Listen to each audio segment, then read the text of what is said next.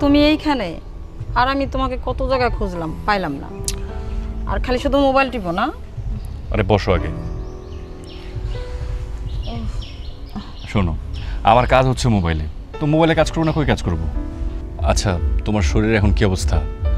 কোনো সমস্যা নাই তো?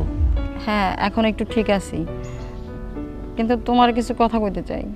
আমার না খুব খারাপ লাগতেছে, কতদিন ধরে মায়েরে দেখি না।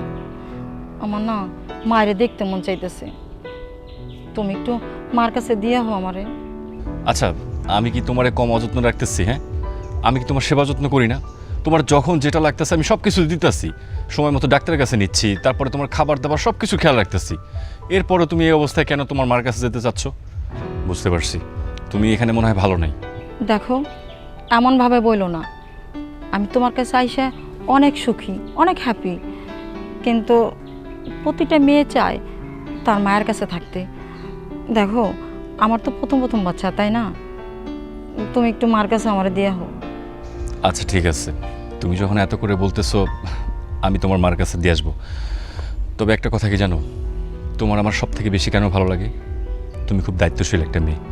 এই যে আমার সাথে থাকতেছো, সংসার করতেছো, তারপর নিজের মায়ের জন্য এত চিন্তা করো, নিজের মায়ের জন্য এখন পর্যন্ত কাজ করে যাচ্ছ। আজকে তোমার ভাইটা যদি একটু ভালো থাকতো, সংসারের হাল ধরতে পারতো, তোমার এতটা কষ্ট করা লাগতো না।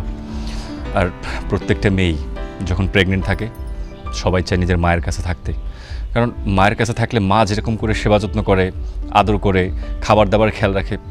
আমি তোমার হাজব্যান্ড হয়ে যতই চেষ্টা করি তোমার মায়ের মতো তো আর পারবো না, তাই না? আচ্ছা, আমি নিজে গিয়ে তোমার মার কাছে দিয়ে আসবো, তুমি একদম চিন্তা করো না। তুমি না সত্যি খুব ভালো। আচ্ছা হইছে, এখন এসব কথা বলতে হবে না, আমার অনেক ক্ষুধা লাগছে। চলো আজকে দুজনে একসাথে বসে খাবো। চলো চলো আস্তে। চলো।